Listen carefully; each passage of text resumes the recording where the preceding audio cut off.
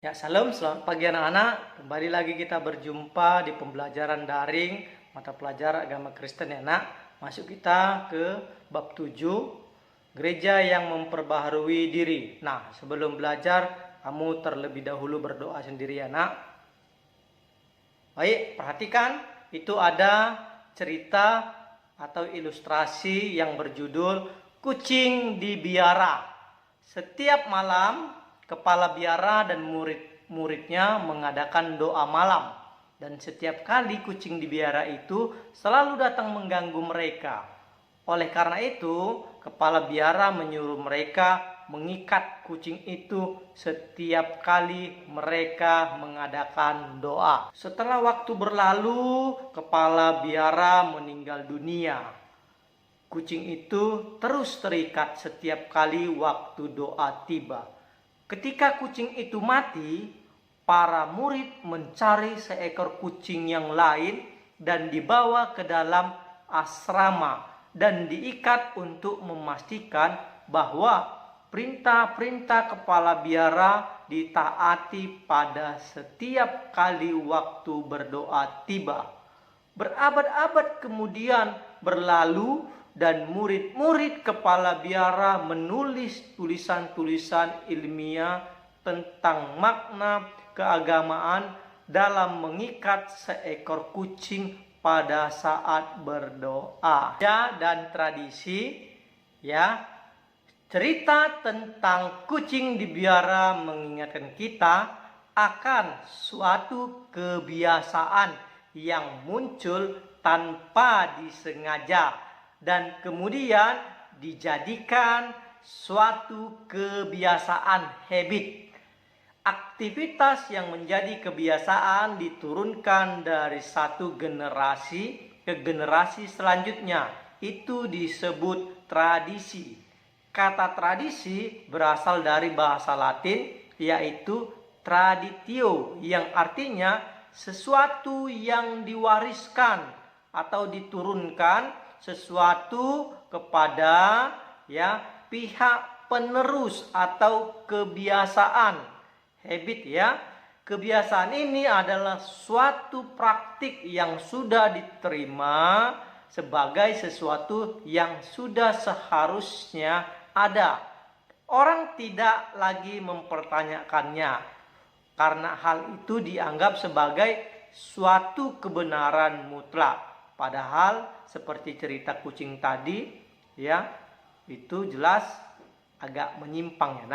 Nah, di dalam gereja memperbaharui diri ini ada sebuah pertanyaan.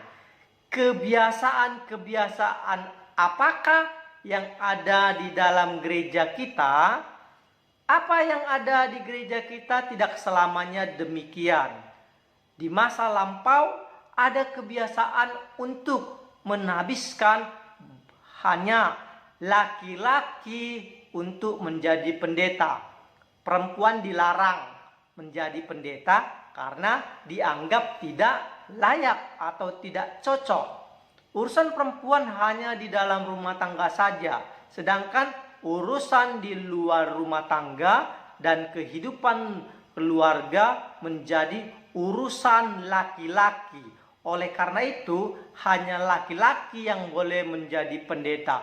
Padahal, seperti yang sudah kita ketahui, yang kita bahas dalam bab 1 kemarin, itu di dalam gereja perdana adalah gereja yang terbuka, gereja yang merangkul semua pihak yang tersingkirkan.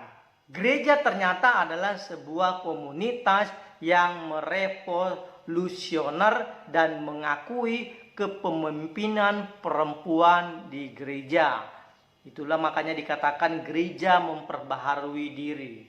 Lihat tentang poin pertama ada katanya kepemimpinan perempuan di bab 7 ini. Kini sudah banyak gereja yang mengikuti perempuan sebagai pemimpin atau gereja mengakui perempuan sebagai pemimpinnya. Nah, lihat baru-baru ini gereja Anglikan di Inggris mengambil keputusan untuk membolehkan perempuan menjadi uskup mereka. Namun demikian, masih ada gereja-gereja yang belum dapat menerima perempuan sebagai pendeta mereka. Untuk mendukung pernyataan bahwa perempuan tidak layak menjadi pemimpin di gereja, beberapa pemimpin Kristen mencoba mencari alasan teologisnya. Ada yang mengatakan perempuan tidak boleh menjadi pendeta karena Yesus hanya mengatakan atau memanggil laki-laki sebagai murid-muridnya, sebagai pemimpin ibadah. Pendeta berdiri sebagai wakil Yesus.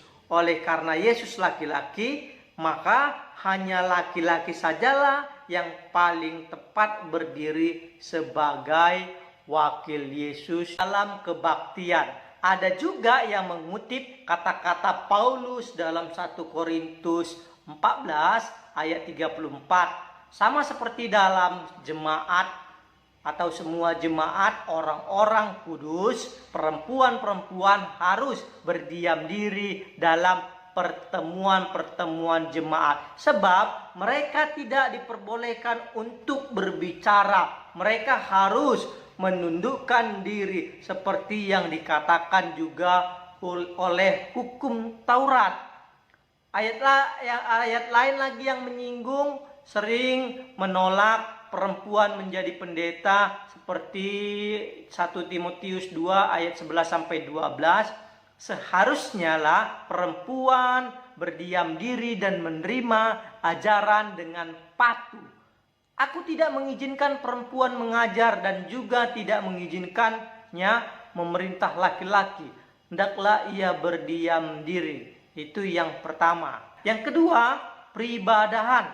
Masalah lain yang berkaitan dengan tradisi atau kebiasaan adalah penggunaan alat-alat musik. Dalam kebaktian alat musik, apakah yang layak dan tidak layak dipergunakan? Dari warisan tradisi kebaktian yang diturunkan dari dulu oleh para misionaris Belanda, banyak gereja di Indonesia hanya menggunakan piano dan organ untuk mengiringi nyanyian jemaat di dalam suatu kebaktian. Alat-alat musik yang lain dianggap tabu atau tidak layak.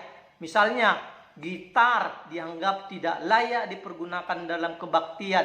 Begitu pula alat-alat musik tradisional seperti gamelan atau gondang Batak dianggap tidak boleh dimainkan dalam kebaktian-kebaktian di gereja karena dianggap sebagai musik orang kafir. Akan tetapi, lihat gereja memperbaharui diri.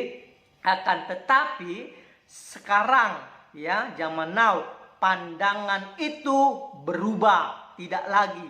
Oleh karena itu, sekarang kita melihat banyak sekali gereja yang mengembangkan kapasitasnya dalam pelayanan musik, membuat musik lebih kreatif dengan alat-alat musik yang diangkat dari tradisi setempat. Bisa pakai seruling, saksofon, gondang, atau apapun itu sesuai dengan tradisi. Semua ini membuat ibadah menjadi semakin hidup, sehingga itulah tujuan gereja mengembangkan diri. Coba kita perhatikan sebelum masuk ke poin ketiga. Kalau zaman dulu orang hanya memakai organ dan piano, tetapi karena gereja membiasakan diri atau mengembangkan diri, itu semua berubah. Tradisi itu lambat laun sedikit-sedikit diubah. Seperti pemimpin perempuan tidak boleh, sekarang banyak yang sudah jadi pemimpin gereja, baik Bible Pro, baik pendetanya, baik sintuannya. Lihat orang dapat merasakan tentang musik ini bagaimana menyembah Tuhan dengan musik yang modern sekarang. Bisa pakai saksofon, pakai seruling, bahkan pakai keyboard yang lengkap dengan full bandnya.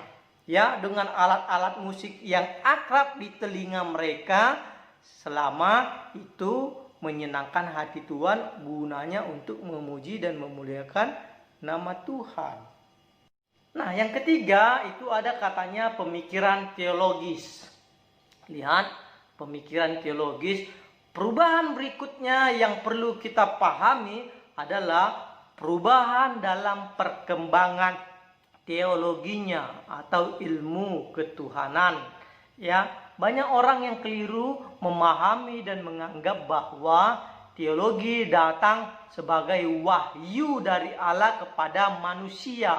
Banyak orang tidak paham bahwa teologi atau ilmu tentang ketuhanan adalah hasil refleksi dan pergumulan iman manusia dengan konteksnya sehari-hari. Salah satu contoh tentang perubahan dalam pemikiran teologis adalah pemahaman mengenai bumi dan matahari. Manusia di masa lampau percaya bahwa matahari berputar mengelilingi bumi. Pendapat ini disanggah oleh Galileo Galilei, seorang ahli astronomi. Pada tahun 1610, Galileo menerbitkan bukunya Sidereus Nancius, yang memuat hasil pengamatannya dengan menggunakan teleskop yang baru terhadap bagian-bagian bulan-bulan yang mengorbit di sekitar Jupiter, bagian-bagian Venus dan lain-lain, dan pengamatannya itu ia simpulkan bahwa bumilah yang beredar mengelilingi matahari, bukan sebaliknya. Tulisan Galileo tentang hal ini justru bertentangan dengan para ahli teolog pada waktu itu. Mereka menganut pandangan Aristoteles dan Ptolemeus yang beranggapan geosentris, pandangan geosentris, yaitu bahwa matahari yang berputar mengelilingi bumi. Secara khusus Galileo mengatakan bahwa Venus berputar mengelilingi matahari. Begitu pula dengan bulan-bulan yang mengorbit Jupiter. Para astronom, Yesuit, pakar ajaran gereja, ilmu pengetahuan dan filsafat pengetahuan alam mula-mula menentang kesimpulan Galileo. Namun dalam 1 atau 2 tahun kemudian, ketika teleskop yang baik ditemukan, lebih baik teleskop ditemukan, mereka pun dapat melakukan pengamatan yang sama sehingga mereka memahami pendapat Galileo. Galileo menerbitkan bukunya yang terbaru berjudul Dialog mengenai Dua Sistem Utama Dunia, yang secara tersirat membelah pemahamannya tentang heliosentrisme, bahwa benda-benda di langit, planet-planet dan bumi berputar mengedari matahari. Nah, pada tahun 1633 gereja atau Dewan Inkuisi yang bertugas memeriksa ajaran-ajaran yang sesat, Galileo dijauhi hukuman penjara tanpa batas sampai ia meninggal. Baru tahun 1992 Paus Yohanes atau Paulus kedua mengatakan gereja menyesal karena telah menyatakan Galileo sebagai penyesat. Sebuah pemikiran teologi lain yang mengalami perubahan adalah pandangan orang Kristen terhadap orang-orang kulit hitam dan orang-orang kulit berwarna lain pada masa lampau di dunia barat termasuk di Afrika. Nah, orang Kristen kulit putih menganggap bahwa orang Kristen yang berkulit hitam derajatnya lebih rendah. Karena itu mereka layak dijadikan budak. Itu pendapat mereka yang masa lampau. Mereka mengajukan dasar-dasar teologis yang mengatakan bahwa orang-orang kulit putih adalah keturunan Yafet dan anak Nuh yang dikutuk setelah melihat Nuh tidur telanjang karena mabuk dan malah menceritakannya kepada saudara-saudaranya. Ya, itu terdapat di dalam Kejadian 9 ayat 22, ada lagi 25 sampai 27. Untunglah sekarang orang sudah lebih cerdas dan bijaksana bahwa menganggap tidak ada perbedaan ya antara kulit hitam dan kulit putih. Nah, itulah tugas gereja. Gereja harus bisa memperbaharui diri supaya tidak gampang menerima ajaran-ajaran sesat atau tradisi kebiasaan yang salah. Ya, gereja memperbaharui diri itu adalah suatu hal yang sangat penting. Pembaharuan itu apa? Pembaharuan adalah kemampuan yang dibutuhkan oleh setiap manusia, terutama termasuk ya kebutuhan gereja. Harus sanggup kita memperbaharui diri supaya apa? Supaya tanpa kita sengaja adanya pembaharuan dapat merubah setiap karakter dan kebiasaan kita, apalagi pola pikir yang tidak benar. Jadi sesuai dengan pembelajaran kita hari ini, gereja memperbaharui diri, kita pun harus bisa memperbaharui diri kita dari yang tidak baik menjadi baik, dari yang kurang percaya menjadi lebih percaya, dari yang tidak sungguh-sungguh menjadi pengikut Kristus atau remaja Kristen yang lebih sungguh-sungguh. Nah, sampai di sini dulu pembelajaran kita. Kita sambung bab 7 minggu depan. Kalau ada pertanyaan, Jepri ke WA pribadi Bapak ya, Nak. Ayo kerjakan, ini ada tugas, nggak banyak-banyak, hanya untuk membuat dirimu lebih memperbaharui diri. Nanti kerjakan di buku latihan, kemudian foto Jepri kirim ke WA pribadi Bapak. Lihat, setiap orang Kristen perlu berusaha melakukan perubahan di dalam kehidupan pribadinya.